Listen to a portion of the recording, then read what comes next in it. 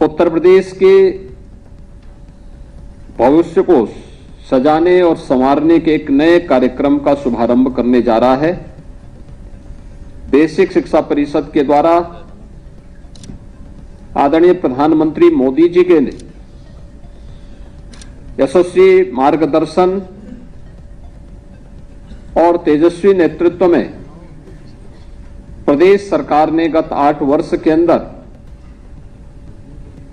Basic शिक्षा के क्षेत्र में जो आमूलचूल परिवर्तन करने की दिशा में कदम बढ़ाए हैं, इसके लिए मैं परिषद को, सभी शिक्षकों को हृदय से बधाई देता हूं। आप सबका मैं अभिनंदन करता हूं।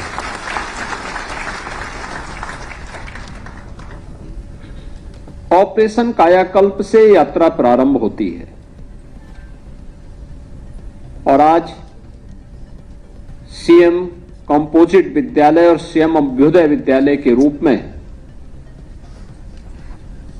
शिक्षा के एक नए मॉडल को प्रस्तुत करने के लिए बेसिक शिक्षा परिषद उतावला दिखाई दे रही है। याद करिए वह समय जब विद्यालयों में छात्रों का अभाव था, छात्र छात्राएं नहीं थे, विद्यालय बंद के कगार पर खड़े थे।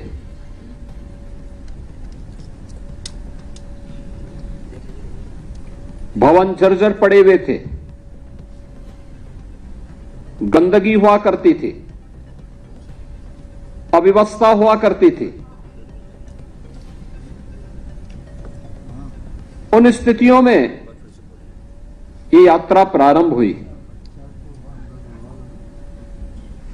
और एक पहल की आवश्यकता थी। प्रदेश सरकार ने, प्रदेश में सरकार बदलते ही पहल प्रारंभ हुई तो उसको नेतृत्व अपने अपने विद्यालय में संबंधित विद्यालयों के प्रधानाचार्यों ने, शिक्षकों ने और उससे जुड़े हुए अन्य जो उनके सहयोगी थे, उन सब ने मिलकर के जो कार्य प्रारंभ किया। आज आप देख सकते हैं कि प्रदेश में लगभग सभी विद्यालय ऑपरेशन कायाकल्प के साथ जुड़ चुके हैं। जो थोड़े बहुत बचे होंगे 2-3%, मुझे लगता है कि इस वर्ष वे भी ऑपरेशन कायाकल्प से आच्छादित हो जाएंगे। स्कूल में ड्रॉप आउट रेट क्यों ज्यादा होता है, क्यों बढ़ता है? जब वहां पठन पाठन का माहौल न हो, जब वहां पे बुनियादी सुविधाएं न हो, बालक बालिकाओं के लिए टॉयलेट की व्यवस्था नहीं, पेयजल की व्यवस्था नहीं, शिक्षक कभी आ रहे हैं कभी नहीं आ रहे हैं, गंदगी हो, खेल कूद की कोई व्यवस्था न हो, उस शुरुआत में उस प्रकार के अनुकूल वातावरण बनाने के लिए जो अभिनव प्रयास होने चाहिए, जब वह नहीं हुए तो हम लोग देखते थे कि एक सामान्य व्यक्ति भी अपने बच्चे को बेसिक शिक्षा परिषद के स्कूल में 2017 के पहले नहीं भेजना चाहता था। और अभी मैं देख रहा था, जब यहां पर मैं विभिन्न विद्यालयों ने जो अभिनव प्रयास किए हैं और उसके परिणाम सामने आए हैं, आप अनुमान करेंगे बेसिक शिक्षा परिषद के स्कूलों में अब 800 और 900 और 1000 और 1200 तक बच्चे हों। यह एक नए परिषदीय विद्यालयों की तस्वीर को दुनिया के सामने रखता है। लोग यही बोलते थे 2017 में कि सब क्या हो रहा है, आप लोग दे तो रहे हैं लेकिन उसका रिजल्ट क्या है? हमने कहा रिजल्ट भी आएगा, रिजल्ट भी आएगा। अभी सरकार आई है, उन बच्चों के भविष्य के साथ खिलवाड़ करने की छूट नहीं मिलनी चाहिए।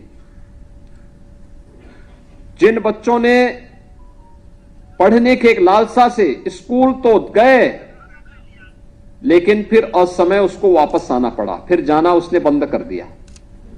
अब स्थिति बंद होनी चाहिए। और आज मुझे बताते हुए प्रसन्नता है, इन स्कूलों में छात्र छात्राओं की संख्या बढ़ी है। आज हम सब जब इन सभी रिजल्ट, इस सभी परिणाम को हम देखते हैं, तो आज मुझे लगता है कि निपुण आकलन में जो रिजल्ट सामने आए हैं, अनुमान करिए 48,000 से अधिक विद्यालय इसमें सफलतापूर्वक अपने परिणाम के प्रति हम सबको आकर्षित कर रहे हो। याद करिए, पहले हम लोग देखते थे कि भाई स्वाभाविक रूप से जब स्कूल में ना बच्चा आएगा ना शिक्षक आएगा, तो उस समय अक्षर ज्ञान आप 5वीं क्लास के बच्चे से पूछते थे तो वो भी नहीं बता पाता था, उसको भी नहीं पता होता था।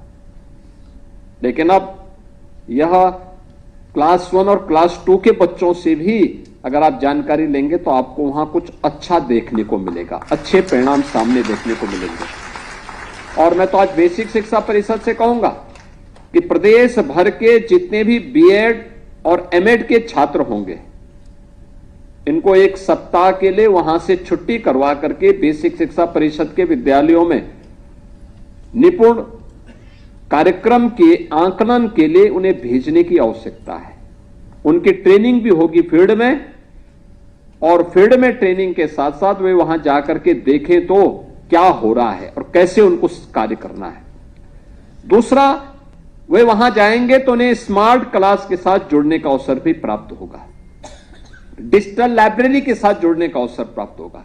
क्योंकि इन्होंने जब पढ़ा था, याद करना है, बीएड या एमएड के जो बच्चे इस समय अध्ययन कर रहे हैं, अपनी डिग्री ले रहे हैं, तब यहां बुनियादी सुविधाएं नहीं थी, बालक बालिकाओं के लिए टॉयलेट नहीं रहा होगा, तब वहां पे खेल का मैदान नहीं रहा होगा, तब वहां पे अच्छी फ्लोरिंग नहीं रही होगी, तब फर्नीचर नहीं रहा होगा, तब वहां पे डिजिटल लाइब्रेरी और स्मार्ट क्लास नहीं रही होगी। आज इनमें से ज्यादातर सुविधाएं उन विद्यालयों में उपलब्ध हुई हैं।